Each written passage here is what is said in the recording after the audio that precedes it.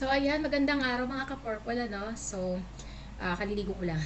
Meron po akong isang munting paalala at syempre babala na rin.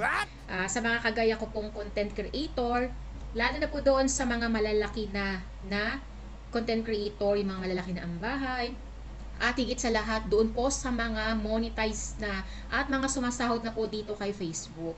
So ang paalala ko lang sa inyo no na wag nyo na pong ipopost yung inyo pong sahod dito sa Facebook. Bawal na po. Oh Alam niyo po my kung bakit. God. Kasi napag-alaman ko na meron pong isang grupo at hindi lang isang grupo. Marami po sila. As in, marami po sila na kapag ka nag-post ka po ng sahod mo dito sa Facebook, at syempre, pag nag-post ka, nakapublic yan, makikita po nila yan. Makikita yan ng mga grupo na yun.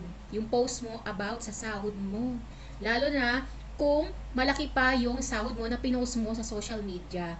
Nakabantay lang po ang mga grupo na iyan. Kaya kung ako po sa inyo, wag niyo pong ipopost yung inyong mga sahod. Kasi na-experience ko na rin po yan doon po sa una at ikalawang sahod ko po sa Facebook.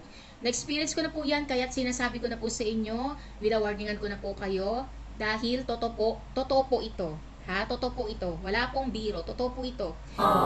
Kaya, wag na po kayong magpa-post ng mga sahod niyo dito sa Facebook ha, kasi itong mga grupo na ito, kapag nakita yan, alam niyo ba kung anong gagawin nila? Agad-agad po magme-message yan sa inyo. Magme-message yan sa inyo agad-agad ng kamusta. O di ba? Pag nag-message sa inyo ng kamusta, syempre re-replyan nyo.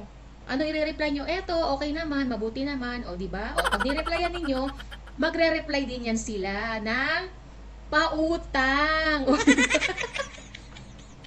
O di ba tama naman ako? Karamihan ganyan. O ngayon alam nyo na. Peace po. Peace tayo mga ka-purple.